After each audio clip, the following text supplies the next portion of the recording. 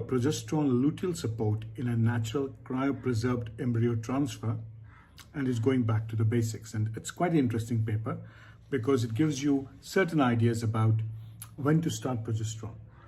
Now, in a natural cycle, what are you looking at? You're looking at either using the LH surge to detect ovulation, or you're going to give HCG and plan the embryo transfer. Now, there are certain things that cause LH disruption. And what are they? They are hypothalamic amenorrhea, eating disorders, excessive exercise, less exercise, obesity, significant weight loss, polycystic ovaries, endometriosis, thyroid dysfunction, hyperprolactinemia, the IVF techniques itself, and most importantly, age. Now, if you see what is the role of progesterone, and the progesterone does play a part in lowering uterine contractions, and in luteal phase defect increases chances of pregnancy. But most importantly, also remember that progesterone is an immunomodulator, and it induces the cytokine and Th2 dominant cytokine environment, suppressing inflammatory immune responses. And that's the other way that progesterone may be acting.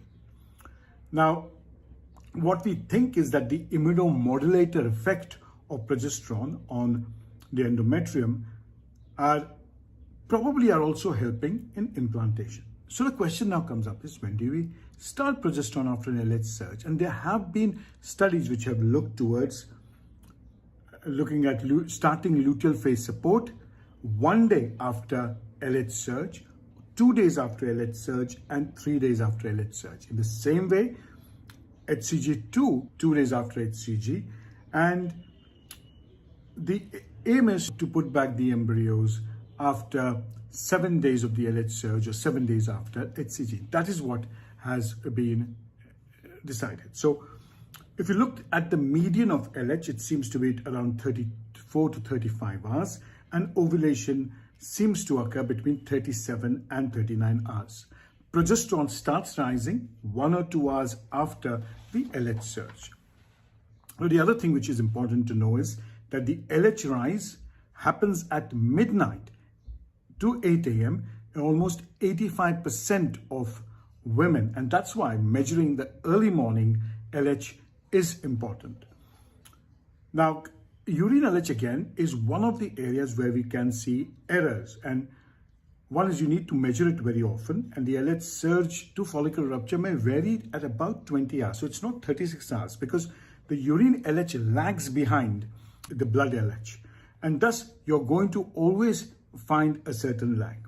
Now, what is the window of implantation? And it's the period or the time during the menstrual cycle where the endometrium is most able to support the tropoblastic endometrial interaction. And the endometrial implantation window is incredibly difficult to detect, especially in nature, where the window varies from between 1 to 1.5 days. Now, it all suggested that the window opens around 5 days after giving progesterone, and that implantation window remains open for 2 to 3 days. There's been another study which says that if you exceed that change for more than 1 to 1.5 days, then endometrial asynchrony started. So what is the general belief? So when do you start the progesterone? And the progesterone is started 24 hours after the LH surge. And in the cases of HCG trigger, it started 36 hours after the HCG administration. But when do you transfer? You transfer in a blastocyst after 5 full days of progesterone. And that is key. So if you look at the diagram here, it tells you that after the HCG trigger, 36 hours later, you started the progesterone. And then after a full 5 days of progesterone, day 6, you do the transfer. So what I do is I tend to give the HCG at night so that you can do the transfer, let's say Monday to Monday, Monday night to Monday in the midday. But the plus part of doing a natural or modified natural is that the window of implantation is reasonably broader than when you use it in the cases a modified or a medicated cycle.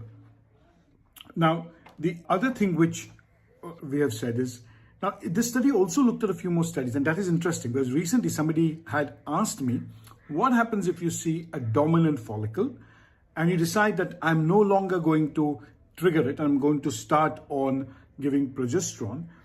And what this paper also suggested, that if you use luteal phase support before the natural rise of progesterone, that is key, and ET is done 5 full days after progesterone, then there should not be any change to pregnancy rates, and the short delay that may occur with spontaneous ovulation does not seem to hamper. And that's something, again, new that I have learned looking at this paper.